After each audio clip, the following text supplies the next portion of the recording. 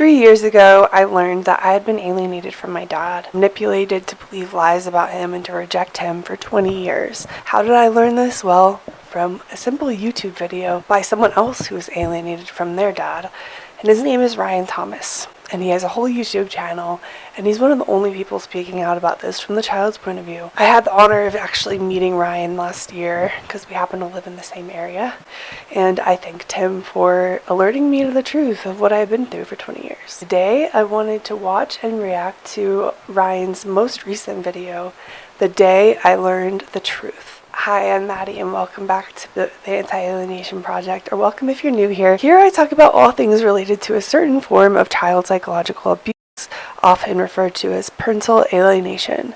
What is parental alienation, you might be wondering? This really involves one angry, spiteful parent manipulating their child to reject their other parent. It often happens in the context of a custody dispute or a divorce, but it can happen in the same household as well. I went through this for 20 years, like I said, starting at my parents' divorce around the age of 9.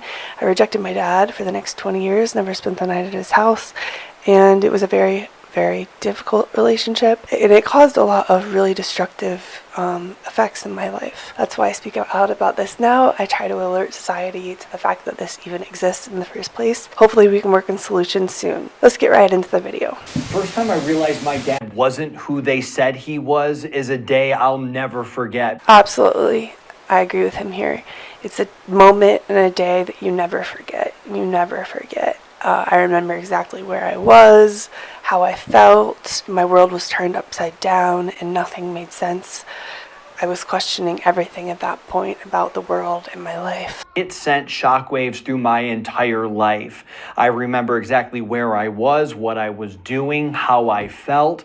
And the really crazy part is that I was in a professional environment. I was in my mid-20s. And there were other people around as I was having this revelation and literally feeling like everything I thought I knew was unraveling right before my eyes, but I was also in public. Oh boy, Ryan, I'm sorry. That must have been really difficult. At least I was in private. I was in the attic, believe it or not, in our old house by myself, going through some old boxes.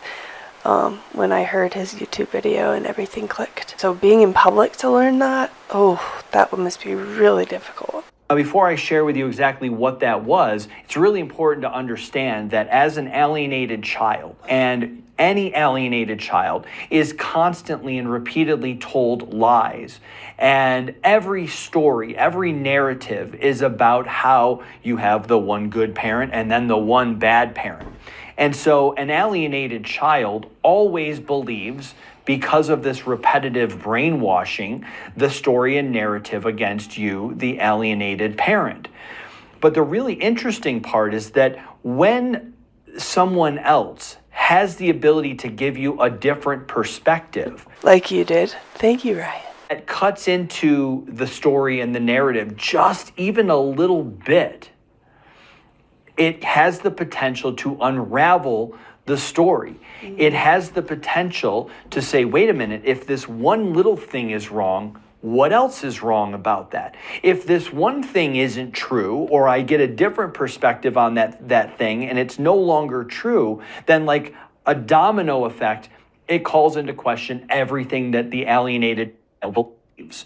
And that's a really good point, and that's absolutely true, at least in my case as well, because what actually got me thinking about all of these things was not something related to parental alienation in the first place. It was related to a different type of trauma my mom inflicted on me, related to religious trauma that I confronted her for the first time in 14 years. And she said she would do it all over again. She didn't apologize, didn't take accountability, and I was floored. I was really upset, and it called into question a bunch of other things related to our relationship. So he's absolutely right. If there can be a crack in the fabric of the false reality they've forced the child to be living in, then the child might start to wonder about other things, and it might eventually lead to, well, what did they say about my other parent, and how much of that was true, and was that exaggerated, or was that made up? Could some of that be false? So yeah, it doesn't necessarily take a child to learn about parental alienation directly, to start that domino effect, it can be something they learn about their parent in another way, like, oh, is my parent a narcissist? That can quickly create a domino effect, for example, that will lead them to learn about parental alienation. Great point. So that's what happened to me. I was always told that my dad didn't care, that him being a weekend dad, a Disneyland dad, that wasn't what it was all about. That you don't just have, these fun weekends. That's not what a real parent is. And that was constantly used to reinforce this idea that my dad should be discarded, should not be respected, should not be listened to, and generally tainting and poisoning everything that I believed about him because he wasn't a good parent. That's not what a real parent is. That's not what a real parent does. Of course, he was only working with the little limited time that he had, which is what was so important about this story that I wanted to share. So with that belief, years, months, decades of this belief, I am in my mid-20s sitting in a meeting with a client, somebody by the name of Joe that I really respected, an amazing guy, really talented at what he does, great character, just the really ideal person that you'd want to work with if you were in a client relationship. And so we're sitting here talking, and he says, yeah, I got my kids this weekend, and I'm really excited. He was a divorced dad.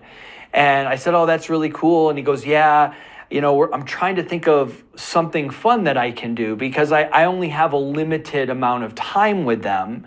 And so when we're together, I want it to be fun and engaging. I don't want to just sit around and doing nothing. I want to maximize the time because, gosh, I love my kids so much. They're amazing. And he starts going on telling me more about his kids.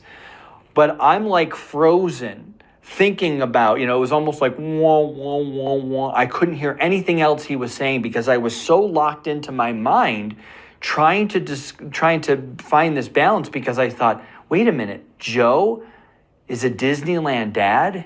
He's hearing this perspective that's similar to his own dad's perspective, and it's someone he respects, it's someone he considers a good person.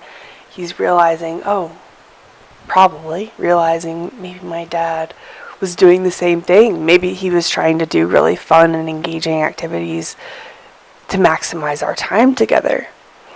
And I also wonder what effect his mom played in the custody time to begin with, because oftentimes you'll hear these parents who complain to the child about their other parent being a weekend parent or a Disneyland dad, deadbeat dad, what have you, but the child doesn't realize that it was that same parent saying those things who cut that other parent's custody time down, who made it so that they are only spending a very small amount of time with the children. So it's like they created this situation and then they rub salt in the wound by emphasizing it to the child. It's pretty sick. That's what they tend to do. Let's keep going. Joe, who I thought I respected, he's telling me that on his parenting time that he just wants to do something fun. And so my first thought was, oh, maybe I misjudged this person. I instantly went to judgment because I've been brainwashed for so long that even as an adult, I just forgot to question it. It's just become my new normal. So my first part is trying to understand that this person that I thought I knew perhaps wasn't the type of person, this good character person that I thought. But then the next thought really connected with me. And this is the thought that really blew my mind. What he said made sense. What he said about, I only have a certain amount of time. I want to have a good time with my kids. I want to have fun and create an experience. And all the things that he was saying, I was like, yeah, that makes sense. Of course you'd want to do that. Of course you would want to spend time with your child and your children and let it be an experience that they're going to remember, that's going to uplift them, that's going to put smiles and laughter. And so as I was thinking about all the things that he said he was going to do on that weekend, my whole mind shifted. And I thought, that's right. That's true. That makes total sense. Joe is a good guy. Joe is a good dad. I respect him. And oh my gosh, what if that's my dad? Wow. That must have been a really confusing and scary moment for him. I've noticed something similar in this story of Ryan realizing the truth and my story of realizing the truth by Ryan's own videos, which is a third party. A third party seems to get through to the child. And this seems common across many people who've been through this, is that it takes a neutral third party to say or do something to tip off the child rather than the parent getting through to the child. What if my dad is a good guy, a caring guy? What if my dad wanted to take his dwindling time that we always had together and wanted to make it special, wanted to make it unique? What if that means that he is actually not this terrible parent that doesn't care, that didn't want to have time with me, that didn't want to, care about what I wanted, or didn't want to care about being a real parent, but instead wanted to just be fun, which isn't a real parent, therefore I should discount him? What if everything that he was designed around actually making me have a good time, making our bonds closer, having our time to laugh? And so I'm starting to think back of all of those times that I was with him when I was a kid growing up, having fun, laughing, enjoying, golfing together or vacations together or just doing fun things, that I was made to feel like that was wrong for laughing, that was wrong for... Oh, this hits home for me. There were times where I would see my dad, he would make me laugh or make me smile, and I would have to quickly cover up my laugh, quickly cover up my smile. I believed that it was wrong for me to be happy with my dad. It was wrong for me to show laughter or joy around my dad.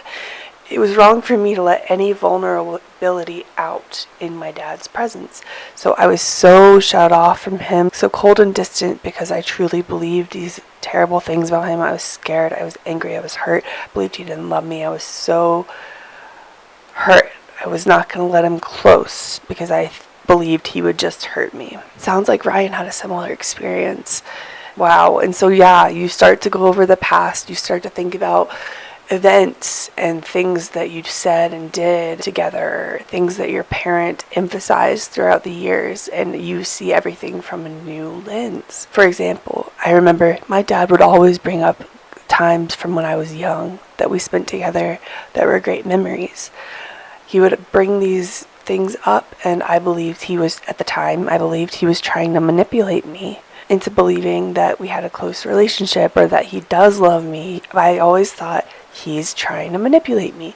Upon learning the truth, I thought back to all those times he would bring up these old memories, and I realized, what if he was just trying to remind me of these memories, these good times, try to get through to me so that we could have a better relationship again, try to remind me that we did have a loving relationship, that he does love me. That's how it went for the whole 20 years. I began to see it in a new light, and it's very eerie how similar it seems like our experiences have been.